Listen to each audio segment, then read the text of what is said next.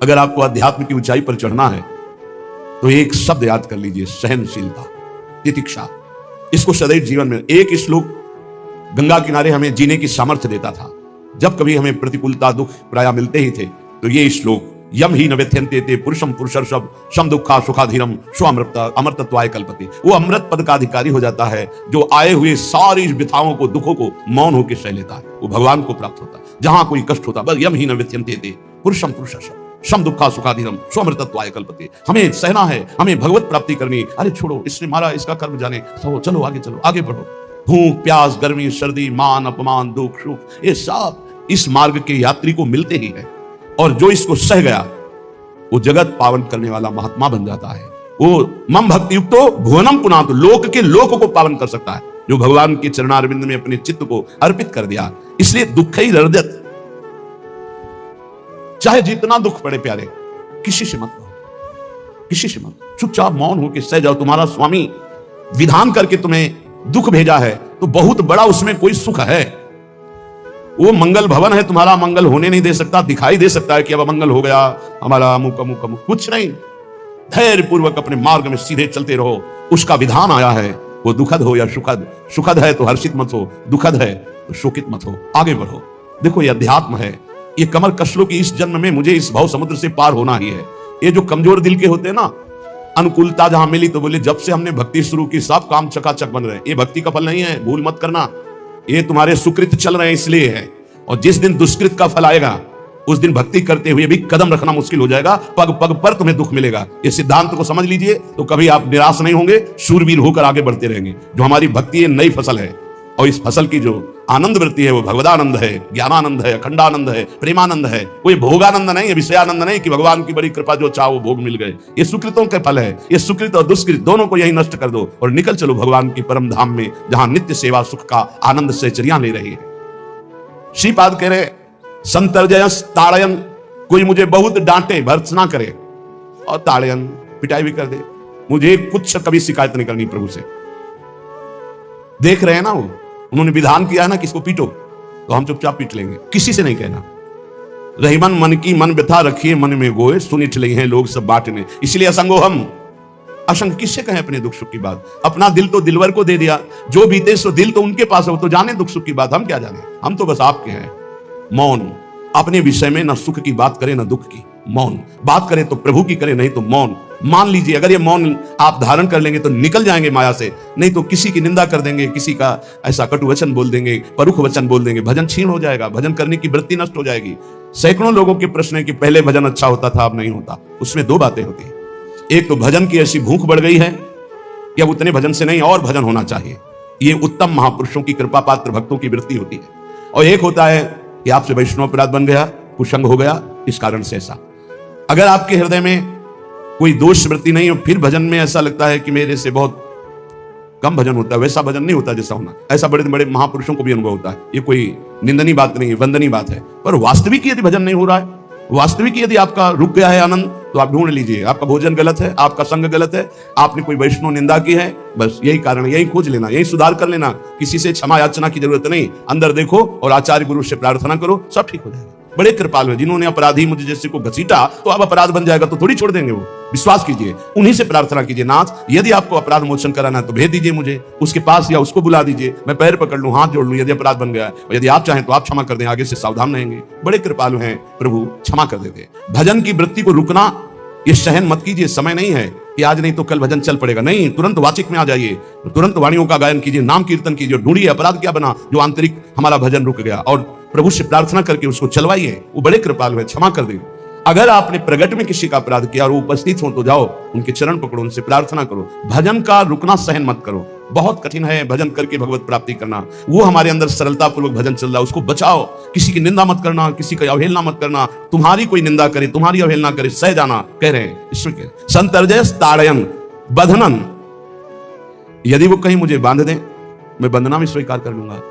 ऐसा भक्तों को कोई बांधता है क्या? हाँ बांध देते। तितिक्ष ब्राह्मण की कथा में पढ़िए, उसको बांध दिया। एक सखी बहुत भजनानंदी थी, उसके परिवार के लोग रोज उसे पीटते थे और उसे बांध देते थे। सखूबाई नाम उसका सखी का था। एक सखी बहुत नागरीदास जी के संग में रहकर भजन की वृत्ति उच्च कोटि की सीखी थी, भागमती बाई।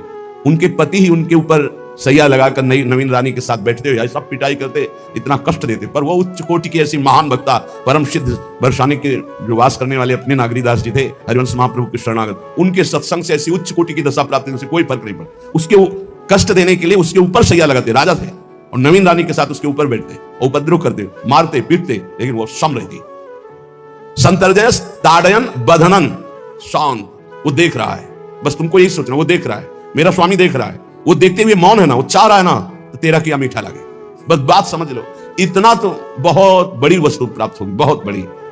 एक मिट्टी जब कुम्हार को अर्पित हो जाती है तो पीट पीट कर एक छोटा राई भर भी दाना नहीं रहने देता, क्योंकि राई भर भी अगर दाना रहा वहीं से मटकी फूट जाएगी, राई भर भी अहंकार रहा वहीं से भक्ति रस निकल जाएगा। पीट पीट के उसको एकदम बराबर, फिर भी चैन नहीं, जल डाल के रौंदा, फिर भी चैन नहीं, हाथों से मल कर अपने अनुसार बनाया, फिर चाक पे चढ़ाया, जो चाहा आकार दिया, सूर्य के ताप में तपाया, फिर उसको दहकते हुए आवे के बीच में रख के पकाया, फिर उसमें रस रखने लायक क्षमता आ गई उस मिट्टी में। ऐसे ही हम जब संत महापुरुषों को श्री भगवान को समर्पित होते हैं तो ये सब होगा। रस रखने लायक हृदय तभी होता है जब आवे में तपता है, इसलिए तैयार रहो। तभी नागरीदास जी ने कहा, बड़ो ही कठिन है भजन ढिग डरिबो। एक शूरवीर योद्धा की तरह जैसे उसके अंग घाव से युक्त होते हैं, वो कदम पीछे नहीं आगे ही बढ़ाता है, ऐसे भजनानंदी चाहिए। चाहे मुझे चोर कहा जाए, पतित कहा जाए, गाली दिया जाए, मुझे मारा जाए, बांध लिया जाए, तो भी मैं भगवान पर दोषारोपण नहीं करूंगा। मैं यही निश्चय करूंगा, प्रभु मेरे देख रहे हैं, जोई जोई प्यारो करे सोई मोहि भावे, उनका विधान परम मंगलमय है। अंतः क्लेश मतीव दुस्सह तरम प्राप्नोति नाना विधि। मुझे अंदर से भी बहुत पीड़ा दी जाए, काम पीड़ा, क्रोध पीड़ा, लोभ, बाहर से तो ये दिया जाए और अंदर से भी ये दिया जाए, तो भी हे प्रिया जो आपसे नहीं कहूंगा। प्रेम में कभी शिकवा शिकायत नहीं होती, ना इष्ट से और अपने प्रीतम के विधान से दिए हुए कष्ट को हम दूसरे से कह दें। धिक्कार हमारी प्रीति को, प्रीतम सहावे और मैं दूसरे से शिकायत करूं, नहीं। हर विधान आपका सब, ये प्रेम है मस्ती का, ये लज्जू पंजू ऐसे काम नहीं है इनके। ये तो देखते हैं पैर धर के अगर गर्म लगा तो हटा लेंगे, मत रखना गर्म ही गर्म है। और छाती मजबूत करके कि आग पे चलूंगा तो पैर रखोगे तो चंदन हो जाएगा आग में भी। पूरे जीवन की बात कह रहा हूं, पूरे जीवन की। सोचो उस समय जब 13 वर्ष की अवस्था है और घर से निकले थे, कोई साथी नहीं है, कोई समझाने वाला नहीं, और आज इतना जीवन हो गया इसी यार के सहारे हुआ है। इसी यार, ना 1 रुपया कभी था, न रहा है, न रहेगा। प्रेमानंद का 1 रुपया नहीं है, प्रेमानंद की एक वस्तु नहीं, ना रहा ना रहेगा। हाँ, प्रेमानंद की सब वस्तुएं हैं, ना होते हुए भी पूरा विश्व मेरा। क्यों? प्रेमानंद भगवान का है, भगवदानंद को प्रेमानंद कहते हैं। वही संपत्ति जीवन भर एक ही साथी रहा है, और हे नाथ ऐसी कृपा करना दूसरा साथी बने ना। अब आओ तो मृत्यु रूप में ही आओ, और किसी रूप में मत आना। साथी हो तो आपका साथ हो, सर्वहरण करने वालों में मैं मृत्यु हूं, बस उस रूप का इंतजार है। आओ उस रूप में और समेट लो अपनी लीला। बस कभी किसी से शिकायत, कभी किसी लिए कैसे हो, आनंद है। नहीं सुना है किडनी खराब है तो सुना ही होगा, कोई दुख नहीं, कोई दुख नहीं। वर्तमान दुख वर्तमान के आनंद से बहुत छोटा है। क्या दुख है? स्वामी के द्वारा दिया हो। ये आप हमारी प्रार्थना मान लीजिए, इस मार्ग में चलने पर जो दुख मिले कभी किसी से कहना नहीं तो प्रीति में कलंक लग जाएगा, वो तुम्हें प्रभु से हटा देगा। नहीं, रहीमन मन की मन व्यथा रखिए मन में गोए, सुनिच लई है लोग सब बाट न लिए। ये भगवत मार्ग सुरवीरों का मार्ग है। कभी अपनी आंतर व्यथा को किसी से मत कहो। जीवन में अगर कोई हमें कष्ट दे रहा है तो हमारा कर्म है, ना कि कोई व्यक्ति। ये बिल्कुल सिद्धांत तक चर्चा समझ लो। वही व्यक्ति जो मुझे द्वेष करता, वही व्यक्ति जो मुझे कष्ट और दंड देता, वही व्यक्ति प्रणाम करके छाती से लगाकर आंसुओं की धारा से अभिषिक्त किया, तो वो व्यक्ति था या कर्म? जब कर्म भोग हो गया तो वही हृदय से लगा के अश्रुधारा से क्षमा कीजिए, बहुत ऐसा नहीं, आप तो बड़ी कृपा की। व्यक्ति कभी कष्ट नहीं देता, मेरा कर्म उसके ऊपर सवार होकर मुझे दंड देता है। इसलिए मैं किससे कहूं? अपनी जबान से दांत कट जाए तो किससे कहूं? ये जो दांत, इससे जबान हमारी पीड़ा को किससे कहूं? अब अपने हाथ से चोट लग जाए किसको कहूं? ऐसे सब आत्मा स्वरूप हैं, हमारा कर्म ही उनके ऊपर सवार होकर हमें दंड दे रहा है। इसलिए भाई, श्रीपाद का सिद्धांत जो कह रहे कि अगर भगवत प्रेम प्राप्त करना है तो मुंह बंद। 22 बाजार में कोड़े मारे गए, एक बार भी श्री कृष्ण से नहीं कहा। पूज्य भाई जी महाराज का जीवन कष्ट में, कभी श्री कृष्ण से नहीं। बाबा नहीं सह पाए, बाबा ने श्री कृष्ण से कहा, श्री कृष्ण चंद्र जी से, ये क्या है, इतना कष्ट क्यों दे रहे हो उनके शरीर को? तो मुस्कुरा दिए, बोले मैं नहीं दे रहा हूं, ये तुम्हारे कर्म का फल भाई जी भोग रहे हैं। भाई साहब बोले हाँ। सीधे अस्पताल गए, भाई जी से कहा, ये आप हमारा प्रारब्ध क्यों भोग रहे हैं? तो कहा, आज ये कौन सा खेल रच रहे हो बाबा, क्या बात कर रहे हो? जीव का अपना कर्म भोगना होता है, किसी और का निजीकृत कर्म भोग? तो उनका आप हमको बहकाने से थे, हमें परम तत्व से पता चला है कि आप हमारे कर्म। तो हंस दिए भाई जी और बोले, देखो हमें कोई फर्क नहीं पड़ता, आपको फर्क पड़ जाता। आप चढ़ो, जिस साधना की चढ़ाई पर चढ़ रहे हो चढ़ो, मंगलमय श्री कृष्ण तुम्हारी यात्रा को पूर्ण करें। हम तो अस्पताल में पड़े पड़े प्रिया प्रीतम के साथ खेल रहे हैं, कोई फर्क नहीं पड़ रहा। बड़े महापुरुषों ने अपने कष्ट की तो बात जाने दो, दूसरों के कष्टों को लेकर भोगाए। हम जरा सा कष्ट आ जाए तो बोले हमारे अंदर श्रद्धा थी अब खत्म हो रही क्योंकि कष्ट आने लगा। उसमें भगवान का क्या दोष है? वो तो बड़े कृपालु हैं कि ऐसे पापात्मा होने पर भी मुझे महात्माओं का संग दिया, धाम का वास दे रहे हैं, नाम जपवा रहे हैं। अब हमारे पूर्व प्रारब्ध हमें कष्ट दे रहे हैं, इस समय भी वो हमें दुलार कर रहे हैं। जीव समझता नहीं, केवल दोषारोपण भगवान और भगवत मार्ग पर कर देता है। इसलिए उपासक को अंतः क्लेशमति व दुस्सहतरम, ये जो आप काम क्रोध से जल रहे हो ना, ये तपस्या है, इसका बहुत बड़ा लाभ मिलेगा। और अगर भोग रहे हो ना, गिर रहे हो, पतित हो रहे हो, तो वो सुख नहीं, वो शांति नहीं, वो विश्राम नहीं है। तो एक बात ध्यान रखना, इस शब्द को याद रखना। ऐसे रहने पर भी हमारे द्वारा जो भी, वो हमारे स्वामी ऐसे लेते हैं, जन अवगुण प्रभु मान न काऊ, दीन बंधु अति मृदुल स्वभाव। कल शाम के पूज्य परमहंस राम मंगलदास जी की वाणी का चिंतन हो रहा था, उसमें कह रहे कि जो 30 मिनट भगवान नाम कीर्तन कर लेता, मेरी बात पर विश्वास रखना, उसको भगवत प्राप्ति होगी। 24 घंटे में 30 मिनट नाम कीर्तन कर लेता है और अन्य समय विस्मरण रखता है, तो 30 मिनट का नाम कीर्तन उसे भगवत प्राप्ति करा देगा। तुम्हें जो पाठ प्रिय हो, 30 मिनट पाठ कर लो, भगवत प्राप्ति हो जाए। हेलो, और बहुत पहुंचे हुए महापुरुष जिनके चरणों में अपार श्रद्धा है, आप लोग तो रात दिन लगे, आपको भगवत प्राप्ति नहीं होगी। चूक हो जाएगी तो जन अवगुण प्रभु मान न काऊ, दीन बंधु अति मृदुल स्वभाव। अग्नि की ज्वाला के समीप रुई का पहाड़ कितनी देर टिकेगा? कितनी देर टिकेगा? उसके ताप में झुलस जाएगा। ये अग्नि की ज्वाला है भगवान नाम कीर्तन, भगवत यश गुणगान। तो जैसे किसी को लगे कि वो नाम जप भी करता है, रुचि पूर्वक पाप करता है, असंभव। नाम जापक रुचि पूर्वक पाप कर ही नहीं सकता, उसका हृदय जलेगा। पक्का आप जप करके देख लीजिए, आप जप कीजिए नाम, और फिर आपसे पाप जब बनेगा तो आप फिर हालत अपनी देख लीजिएगा, बार बार हृदय जलेगा, नहीं नहीं नहीं। तो एक दिन वो नहीं सिद्ध हो जाएगा और आप निर्विकार हो जाएंगे। इसलिए अंतः क्लेश, अगर बुद्धि मति हो, अति अंदर क्लेश आ रहा है, कभी काम आ रहा है, कभी क्रोध आ रहा है, कभी लोभ आ रहा है, कभी मोह आ रहा है, ये आता रहेगा जब तक भगवत साक्षात्कार नहीं होगा। ऐसा मत समझो कि 2-4 महीने जप करेंगे तो हम सिद्ध हो जाएंगे, ये आता रहेगा। ये बहुत भागवतिक शक्ति से संपन्न है विकार, कोई साधारण नहीं है कि तुम माला जपोगे वो नहीं आएगा, माला जपते समय ही आएगा वो।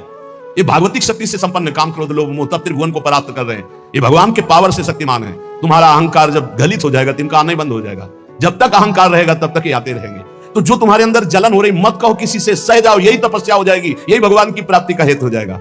प्रभु के लिए थोड़ा कष्ट सहकर आप आगे बढ़कर देखिए वो कितना आपको प्यार देते हैं। यही कष्ट सहना है, आंतरिक विकारों को सहना, बाहरी प्रहारों को सहना, कभी किसी से ना कहना, ये भक्तों का स्वभाव। मौन, इसीलिए वाणी से मौन, कुछ ना बोलना। हमने एक संत भगवान को देखा, 22-23 वर्ष पहले वृंदावन में, कच्चा मार्ग था, एक बोरा रखते थे, ऐसे पागलों जैसा भेष था। जब रात्रि के 11 बजे वापस यमुना किनारे से प्रसाद पाके यमुना किनारे गए, यमुना किनारे से जब लौटते थे उनको देखते थे अकेले बैठे, उनकी मुद्रा देख के लगता था भगवदानंद में डूबे हुए। नजदीक बैठे, बोरा उठाया, चल दिया। पीछा छोड़ने वाले थे नहीं, पीछे तो उनका क्या बात है, क्यों पीछे? अब संत वेश हमारा भी तो मर्यादा से बोलेंगे, वो कुछ नहीं, केवल जानना चाहते हैं आपको। तो कालीदय की इधर एक तमाल का पेड़, जो श्वेत रंग का एक वृक्ष है, उसका मुझे नाम नहीं याद आ, गुलर जैसा, और वो तमाल में लिपटा हुआ अब भी है। दाहिनी तरफ है ये जो खाली जगह पड़ी ऊंची, जो अपने दाहिनी तरफ बर्फ फैक्ट्री के आगे जाते हैं, उसी के नीचे बैठे। हमने पूछा आपकी स्थिति देखकर मुझे लगता है आप हर समय भगवदानंद में डूबे रहते हैं। तो जब लगता है तो प्रश्न क्यों करते हैं? हमको आपकी वेशभूषा देखकर, तो बोले जगत से बचने के लिए ये वेशभूषा है। एक बोरा से, जैसे कोई बीनने वाले होते हैं, कबाड़ बीनने वाले, ऐसे बोरा से रखे थे, एक गमछा लगाए हुए थे, पूरा शरीर खुला, कोई साधु का वेश नहीं, कोई चिन्ह नहीं, और उनकी स्थिति भगवदानंद में थी। तो उनका ये किसके उपदेश, किस मार्ग के उपदेश, किस इष्ट की आराधना से आपको ऐसी स्थिति प्राप्त हुई? बोले प्रथम पूज्य श्री स्वामी राम सुखदास जी महाराज का सत्संग हुआ, इष्ट देव श्री कृष्ण, इष्ट ग्रंथ गीता, उसी की कृपा से मुझे ऐसा, मैं भारत के हर तीर्थों में वास करता हूं, भ्रमण करता हूं, असंग रहता हूं, और यही वेशभूषा है बड़ा अंदर से। तो भोजन प्रारब्धवशात जो सामने आ जाता है उसे पा लेता हूं, नहीं आता भूखा रहता हूं। तो अगर हम मधुकरी ले आवे कभी आप जिससे, तो पालेंगे? बोले दे देंगे, तो पालेंगे। दूसरे दिन मधुकरी लेकर, रोज हमारी उनके चरणों में श्रद्धा, क्योंकि उनका रहना और चिंतन, दोनों रहनी और चिंतन बड़ी प्रशंसनीय। जो वीतराग परमहंस हो गया, अक्षर सा वैसे, कुछ पास नहीं, केवल बोरा, वो नाटक के लिए बोरा की कोई समझे कबाड़ बिनने वाला, और एक गमछा से रंग बिरंगा, बस कुछ नहीं, कोई भागवतिक चिन्ह नहीं। एक दिन देखा वो बड़े मक्खियां भिनभिना रही, तो नजदीक गए, क्या हो? चुप जाओ। इनका बोली ना, बोले वमन और शौच दोनों हो रही है, शरीर बिगड़ गया है, तो हमका औषधि के लिए हम व्यवस्था, बोले इसलिए कि वहां बच जाएंगे।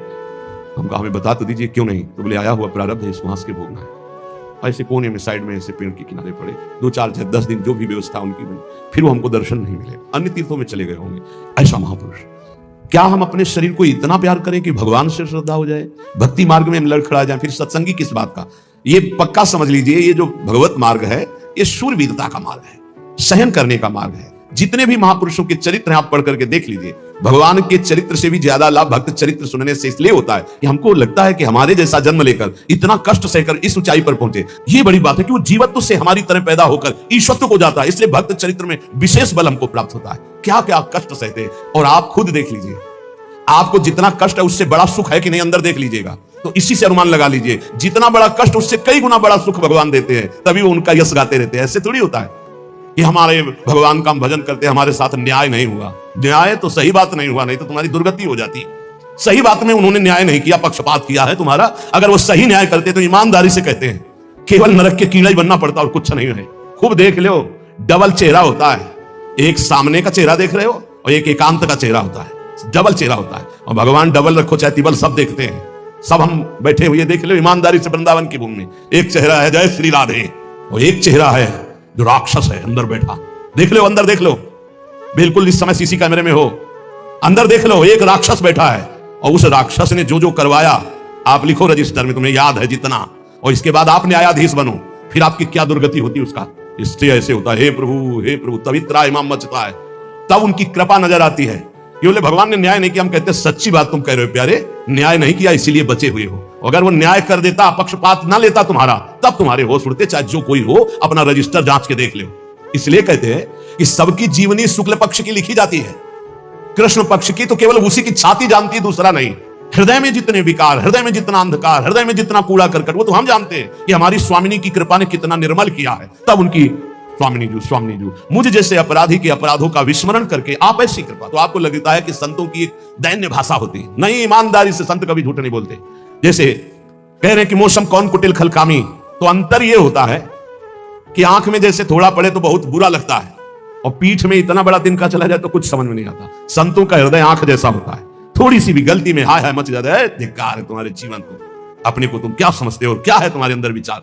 और जो मलिन अंतःकरण वाला था, भारी भारी पाप करके भी उसको पश्चाताप नहीं होता। संत जनों को एक पाप की जरा सी वृत्ति की आभास से स्फुरना, वो पूरा पाप नजर आने लगता है उनको, क्योंकि इतना निर्मल हृदय होता है।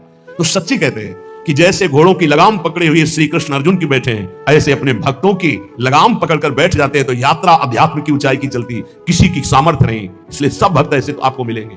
जहां सामर्थ्य की बात है वहां केवल श्री भगवान की कृपा है। इसलिए बाहर की पीड़ा और अंतर की पीड़ा अपने प्रीतम के द्वारा दी हुई मानकर सह जाओ, तो आगे प्रीतम तुम्हारा स्वागत करने के लिए खड़े, पक्का समझ लेना, पक्का। और वो देंगे ये पीड़ा, क्यों देंगे? इसी पीड़ा में पता चलता है कि तुम्हारे मन की सुई किधर जा रही है। प्रताप राय जी महाभागवत थे, बड़ा चरित्र है। उनके यहां एक व्यापार चलता था कुल परंपरा से कि आपको अगर रुपए की जरूरत है तो आप अपना स्वर्ण आभूषण या कुछ रख जाइए गिरवी, और रुपया ले जाइए, और ब्याज से तो रुपया दे जाइए, अपने मूल गिरवी ले जाइए जो रख के गए हो। यही उनकी कुल परंपरा से था। तो उसी के आधार पर कुल परंपरागत कर्म कर रहे थे, निरंतर नाम जब भगवत आराधन में मगन। अब नाम जब भगवत आराधना और ईमानदारी से कार्य, तो बड़ा सा खूब धन संपत्ति, बहुत आनंद, और भक्तजनों के खूब भोजन होते, भंडारे होते। तो जो चिढ़ने वाले जलने वाले लोग हैं वो जलते थे कि करता तो ये कुछ है नहीं, खूब जय जय मच रही है चारों तरफ, इसको नष्ट किया जाए। ये किसने बीज बोया? अरे बोले दुष्ट स्वभाव ने। नहीं नहीं नहीं नहीं, भगवान ने। किनको हुस्काया? डंडे को। क्यों? अब झंडा फहराओ मेरे भक्त के यश का। उनके हृदय में जलन हुई। वहां का काजी और मिल गए 3 लोग, और उन्होंने कहा कि इसको नष्ट किया जाए। बोले बस आप सहयोग दो, नष्ट तो पक्का। बोले कैसे? बोले प्लान तो सब हमारा बन गया। अब झोली में कंकड़ भरे, प्रताप राय जी बेटी का ब्याह है,